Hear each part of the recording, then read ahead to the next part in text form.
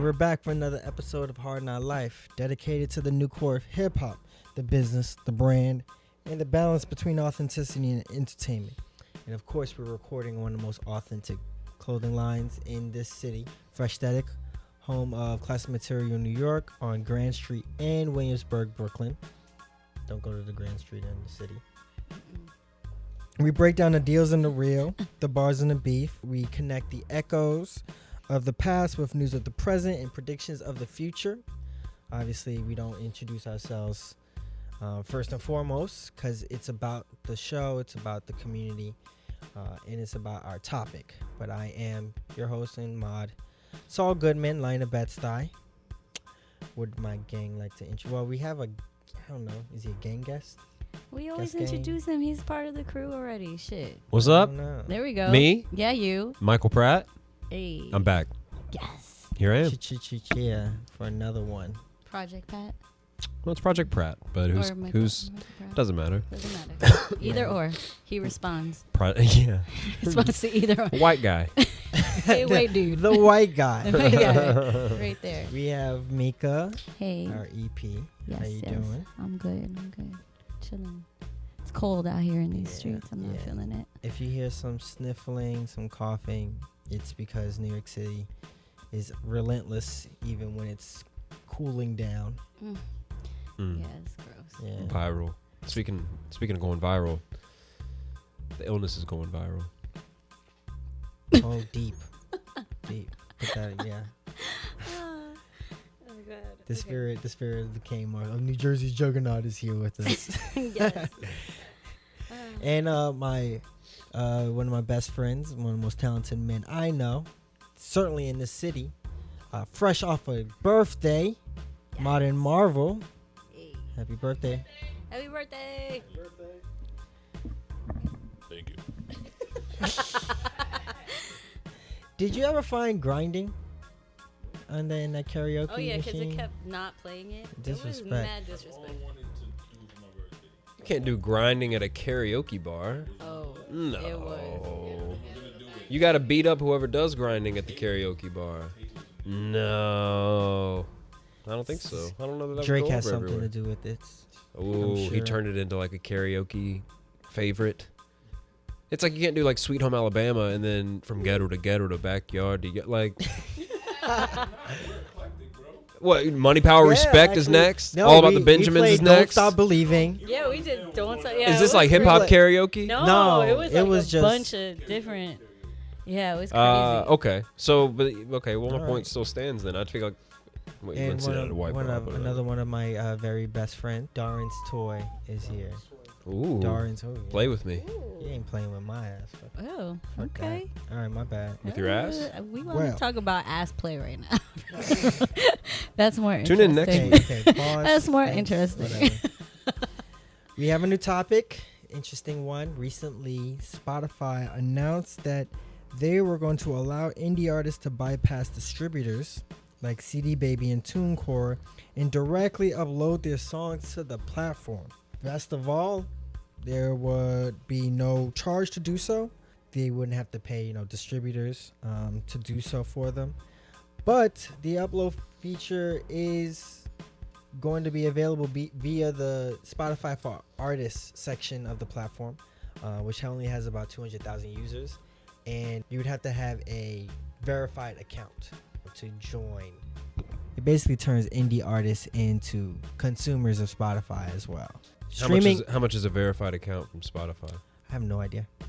It's invite only in beta right now, and only a few hundred U.S. artists are receiving that offer. So who knows? Frank Ocean.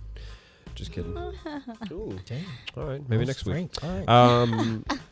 The topic is already understanding the fact that streaming services are here to stay, right?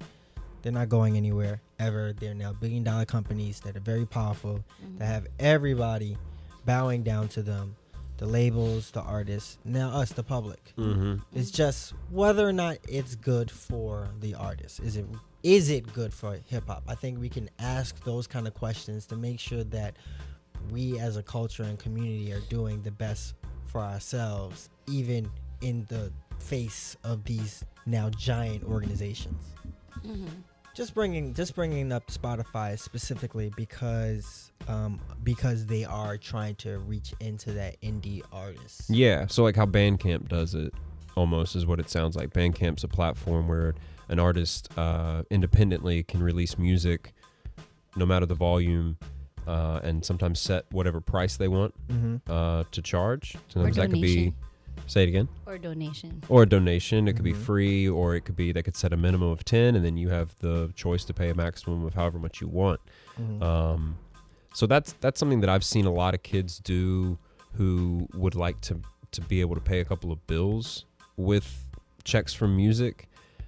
Based on that other thing that came out last week with the all the different rates that the streaming services pay, it doesn't look like, and I mean, Jay-Z said it on the Rick Ross album, God Forgives I Don't, Three Kings. He says, fuck rap money, I made more off grapes. So, or you can play with rap if you want. Like, someone who's been through every level that you could go to has said, that ain't really where you're going to make it. J. Cole says even this year, if you really want to make money in this game, you're going to have to stay on the road. So streaming, you're not really getting, I don't, maybe it's paying the rent depending on the type of artist you are. If you're someone who has 100 listeners, I don't think streaming, unless you're doing it the way that Spotify is now going to allow you to do, I don't think that it's super beneficial. I know that when I go on and I stream some of these BandCamp artists that I'm talking about, I'll go and I'll find them on Tidal and I'll stream their stuff on Tidal. But I know that they're probably getting more if I stream it on BandCamp, or if I just go ahead and buy the joint and they get my whole $10. You know what I mean? When I stream it on, they would have to get 1,500 people to stream it on Tidal for them to get whatever the little percentage is that Tidal gives anyway. And I'm just using Tidal because that's the one that I use primarily. Tidal does very well to pay out their artists. I'm just saying that at the lowest level, like if you're not a Chance the Rapper, or I'm trying to think of somebody who might be like Partisan Fontaine, right? This dude who comes out and he's Cardi's like right-hand man or something. This dude is probably not experiencing the amount of streams that's going to make a huge difference in his bank account at this point. He hasn't had that one that does 1 million. But then even if you look at that spreadsheet of the breakdown of what streaming services are paying out, even if they go platinum on YouTube or do 1 million views or streams on YouTube, they're only going to get like $150,000 anyway. So again, like, it would take to become a millionaire off of a Hotline Bling for Drake. It's a different thing. It probably took him releasing that, and within the first hour, he's got 1 million off the record. Maybe, I don't know. But yeah. So is it beneficial? It makes the music available for more people to hear. Is it beneficial financially? I think that it's always cool to have extra money. I don't know that it's necessarily buying anybody a house unless you are on the radio as well, or something like that. Let me circle back to, because you brought up something that showed up on Twitter as far as how the streaming services pay the artists. How artists get paid per stream. So I just want to quickly, I'm not going to go through every breakdown. I just want to say 1 million streams on YouTube equals roughly $690. 1 million streams on Spotify equal roughly $4,370. 1 million streams on Apple Music equal roughly $7,350. Yeah. 1 million streams on Tidal equal roughly $12,500. And so then here's the thing about that, because when you're hitting those types of numbers with your streams, you've probably got some sort of team in place that's working with you. Not to say that they are the ones that got you those numbers, just you probably have now acquired a manager, some social person, PR, like you probably got a little team. So when they pay you that money, it's split. You're cutting it 12 ways off the rip. So for someone who's living in Bed-Stuy making music out of the apartment, and you're otherwise living check to check, doing what Spotify is saying they're going to do by letting you upload it straight to consumer, and they say that they're going to let people pay for it, is that part of the deal as well? Is it like BandCamp in that sense that you can make a donation? No, you just get the stream straight to you, and you're not cut. Okay. Oh, okay. Well, so there's two things, and this is how I'm not exactly sure how this is going to count for indie artists. Spotify specifically works by what's called a pro rata model, which it's actually it's like a standard, at least as of last year. It compiles the revenue generated by monthly subscription fees into a big pot, distributes to artists based on total listening time. So it favors the higher royalty payments to tracks with the most plays and listening time. And the streaming service gets to keep around 30% of the revenue, and the remaining 70% is shared between the interested parties of the musical composition and the sound recording, which means that like the Drakes, the Lil Pumps, the Chance, the rappers, they're the ones that are really getting the lion's share of that because they're generating the vast majority of the streams for these services. So it's still like a top-down model. Even with these indie artists, it's for them to really create a career off of this, it's still the equivalent of trying to hit the lotto. And again, so then it's not about making a buck off of the streams. It's about getting your song, onto the right list or on the right page or with the right post and getting it some attention so that some people can come then and either find your socials, find out you have albums for sale via your website, or you've got a show coming up, you're going to be in their city soon, or you've got merch on sale, or you got physical copies or whatever. That's where the work has to go from there. I'm going to put my music out, but if I'm expecting the world to come to that with 2 Kanye albums in 1 year, and like I'm never going to Manolo Rose. And I'll only use this because I had a conversation with somebody that knows a little bit, was that he had a record or an album that he was going to put out, and it was like right when Kanye dropped. And Manolo Rose isn't necessarily like Dave East, or I'm trying to think of somebody like a little bit more. That new. record did come out. It came out. I'm sorry, but it didn't. But nobody knew about it, and it didn't stand it. a chance. It didn't stand a chance at hitting the surface because everything on the surface level is Kanye good music. Like it's this whole you got no way of fighting that, especially if you're Manolo Rose. Yeah. But so that's the other part too, is that like you can't expect to have a vibe. People are going to streaming services and listening to whatever they want anyway. Maybe they're moved off of a suggestion, or maybe they're listening to a playlist and something comes across that playlist they haven't heard before, so they switch over and they look at that artist and they listen to that artist from then on out. But most of the time, it's going to be very hard to get put in front of somebody's face. You know, you see a lot of people like promoting their Instagram posts now. Like they want to make sure they're just reaching as much as they can with the little bit of reach that they have. But it's like Khaled said on that Hot 97 interview where he was like, work. He was like, work. He was like, I used to work. He was like, I didn't have Instagram to be able to, put up my song. I had to go out and I had to work. And so that's what I think now we're seeing or being reminded of, or that you're starting to see kind of that energy come back. Whereas before, as soon as we knew we had streaming, artists were like, well, whatever, I'll put it up on the internet and then bada bing, bada boom, I'm viral. And that's obviously like, it's not going to happen like that. You had something? I was thinking about like when you think about streaming, it's like streaming does give access to an artist who may not have access, because I have friends that are like independent and they're working with their management to kind of get access to people, access to radio, access to just playing different venues so that they can get a following. So I think the benefit for an artist to sign up with Spotify in this situation is that yes, they won't receive maybe they'll receive more than what they've gotten before, and maybe they'll have access to Spotify's playlist.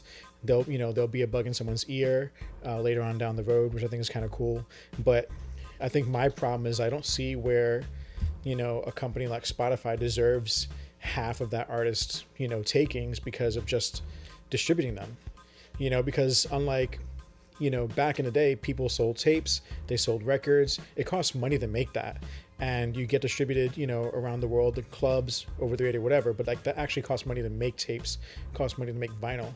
But it doesn't cost Spotify much to stream their music online. It just costs them to make that playlist and to pay royalties to their management if they have management. But I can see it both ways for the local artists. But when I think about my own friends who are local, if they were able to get onto Spotify without having to go through a label, I think that they would benefit at first initially, and then they can decide later on in life if they want to be on a label, if they want to still be. Well, I mean, imagine if like Dr. Dre, instead of seeing Eminem's demo tape in a box in like Jimmy Iovine's office, he was scrolling through, like he was on a deep dive in the hip hop thorough playlist or something, whatever. Detroit's Finest playlist on Apple Music or something, and he found this white kid rapping his ass off like that. So again, like stars might align. You might get a shot that you never would have had you not been able to access the internet in this way, or be on a platform like Spotify, which is, you know, the biggest, I would have to say. And so it's just different levels of access. It's different ways of entering, but you cannot. I work with someone who, she had a record that was the best record she had made. It's not the best song in the world. You know what I mean? Like, it's a great song, but it's not gonna ring bells. You know what I mean? So no matter who we play it for, it's gonna be a cool song. So she released it. We had to set a date. No other songs are out. No other music's really ready, but we had to put this song out. And we did. And, you know, her expectations were shot because she had expectations of somebody hearing that song just magically because we had put it on a streaming service. So, you know, it doesn't really go like that. But you could do like a video where you're dressed like a cow and make kind of a catchy song around it, and then get a whole lot of fans, and then have to perform that song every time you go to one of those cities because that's how they know you. Well, and so then an artist like that, I'm interested to know what her streaming numbers did after that video was released. Like, what did the rest of, or did her music see like a 30% or a 15% jump? Because I know a lot of people just... It's not like she made bad music before. No, she made great music. Absolutely. But new fans are fans of the Moo song, and these kids don't know what satire or a joke is. Like, that shit's just as real as Laffy Taffy. Whoa. I'm just saying. Don't saying. go there. There's a vast difference between Laffy Taffy and that cow song. Shake that Laffy Taffy, bitch, I'm a cow. There was no dope dance. The colors weren't as cool in the cow video. And like that was just a Atlanta hit. Like, I can't believe that even got out.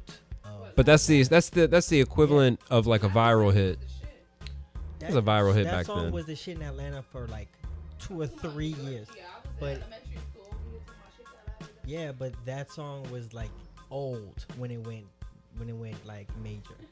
So, like, everybody in Atlanta were extremely tired of that song. Like, really? And then it blew up. Yeah. It seems like it's still, the onus is still on the artist to do the lion's share of the work to make any kind of money in this industry, which is a shame because they're already creating the music. They have to work. Well, they have to do work. I mean, you can't just have everything come to you. Like, and that's the mentality that we've gotten into, and what you've seen so many people get into. And because we reward some of those artists that do that, like a Lil Yachty. I don't know what his affiliations are within the industry that got him to his point. I don't think he was found on the internet. I think somebody knew him. He was somebody's cousin, uncle, or brother. No, I think he was like somebody's Coach K's, somebody or other. Somebody that was related to. But somebody like that, who they just find a hot song on SoundCloud and they want to bring that guy in and then create an entire artist around him. SoundCloud is free. Well, I don't know, man. I don't know. So SoundCloud. That's the other thing. Some people think that with what Spotify is trying to do with this and what Tidal has already been doing, I actually salute to her because they were the ones that were pushing that kind of. Well, no, I'm sorry. Tidal are still, you still have to use a distributor to put your music on Tidal. Yeah. But with SoundCloud, you can just go there straight. There are some benefits to having a SoundCloud because you can have things hidden, you can have things scheduled, and so you can actually do a lot of behind the scenes work with your music without the public seeing. That's not yet known for Spotify's new service, but it's certainly, yeah, you just listen to the music. But I think that back to what you were saying, the mentality that came with the world being at our fingertips is that we don't have to go outside to get it. Yeah. And again, we see so many kids hit a lick from their bedroom that it makes us lazy, or it makes us feel like, all right, well, all I got to do is like get that one. I had the most talented artist in the world I was working with, and he just wouldn't leave the house. Like, he just wouldn't leave the crib, you know, like to go out and do a show or anything like that. And then some of these artists won't, because of optics. You know, they're a little entitled, and they won't do a show for like less than 200 people. Yeah. I think working with a lot of indie artists, like I've seen how they don't put in the work, and they're like, oh, well, you know, I put my stuff on SoundCloud and I put my stuff on this, and, you know, I tweeted a lot, and you're like, okay. Yeah. But the whole thing is you got to be relevant. And yeah, staying relevant is being on social media, but that also means going out and, you know, meeting with people, doing like shows. And that's the one thing like artists don't understand. You're gonna make money off of your shows. You're not gonna make money off of your streaming. There's no way. Like, streaming is a platform for you to market yourself, and I think people are taking it into a different way. Like, they're like, oh, well, if I put it on streaming, then I'm gonna make that money, and then I don't gotta do nothing else. And that's where people fall and they fail. And it's like, you gotta put in the fucking work. Like, you are a brand. You need to fucking think of yourself as a fucking company, and you got to figure out what you need to do to make yourself become that artist, you know? So if you don't understand it, then fucking there's a lot of fucking places you can figure it out. But streaming helps in a little way, but it's like how you work it. Yeah, it's like a start, and it's how you work it. And you got to work it the way you would work anything else in order to, you know, get money, you know? You look at someone like Beyonce, right? Beyonce still tours and she still performs. And in order for her, like, she's at the top of her craft. So in order for her to be continually successful, she still has to tour. But she probably also is really in love with her art. Oh, yeah. You know what I mean? So, like, for her to go out there and perform for people, it's just like, that's what she loves to do. And, you know, maybe there are some artists that do love that, and there's some artists that don't enjoy that. But what I think is kind of interesting is, like, I wonder, like, who determines what a stream is worth? You know, because if Tidal is paying people differently than Apple Music or Spotify, then, like, who's making a determination of how much an artist should get per stream? And should that be something that artists as a group should determine, or the industry? Like a Screen Actors Guild or something for artists. Yeah. The Writers Guild. A union. Yeah. Producers. There's already a Shiggy's got something like that, right? There's already a union for like musical artists. That's why Grammys exist. There's been multiple efforts for producers. I don't think the Grammys is an artist union. It is. I don't think so. I think if it was, if it was, it would be geared more for the artists. Yeah. I don't know. I mean, I'm speaking out of my ass, but it just doesn't roll that way. There's a union for most of these award shows, Tonys, Grammys, Emmys. They're voted on by people in the industry, but I could have been in the room for an album and get some type of credit, and I get to vote on the Grammys. Like, that's how easy it is to, you know, like, it's not like just Questlove's in the.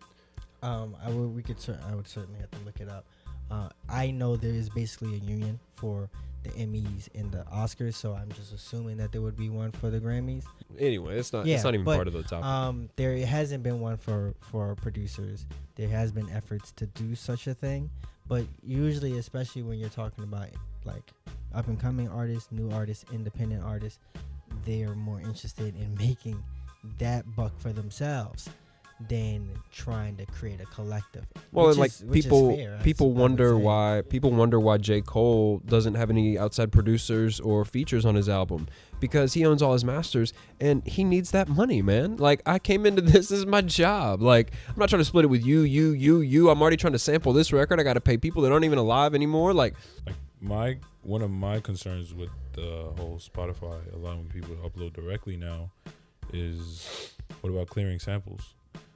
We actually talked to Jeff Sledge about that on the Talk of Texture podcast. And he was saying that a lot of times, especially the way stuff happens now, like if Kanye finishes a record on the day that he puts out the album, and if there's a sample on there, obviously that's not getting cleared. But typically, if you've earned enough cachet, like if you're a Kanye West or if you're a whomever, it's going to clear. They just need to do the paperwork. But a lot of times so sometimes it doesn't happen that way. So that's when you see, like, you'll go to play a song again and it'll be like, wait a minute, like, grayed out on a streaming service. Or like Kendrick Lamar's Section 80 is a record that, like, it don't even sound the same as it did when we heard it because all the samples have been taken off of it.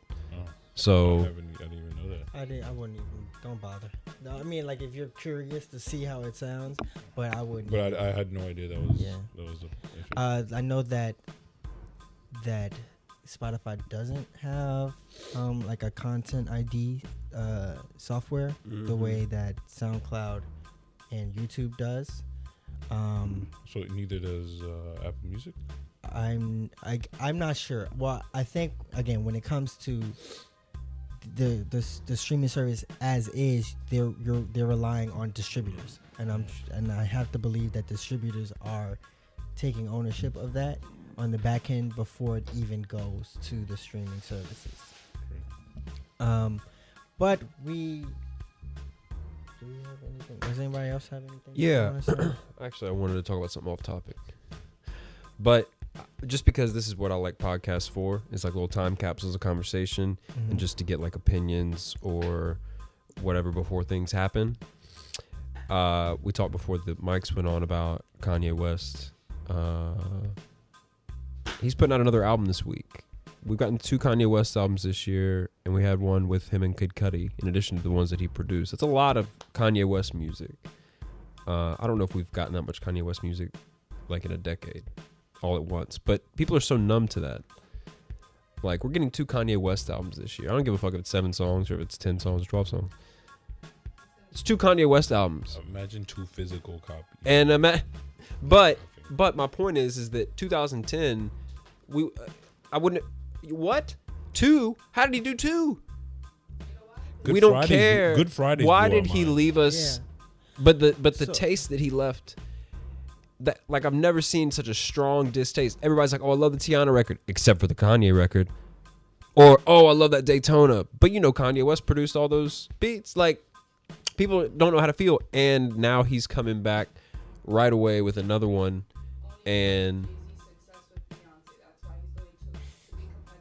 Yeah, I don't know. I don't think so. I think Kanye is one of those people that has embraced this digital world, and so like he's done that. He's reissued songs onto the streaming services several times, and I think that it's interesting that he takes that liberty. He has that platform to do so, but on the flip side, does that mean that we as a audience are getting more desensitized to the fact that we get this influx of music? Well, it's like anytime, all these like artists all the time on these streaming services. So I'm gonna wrap this up.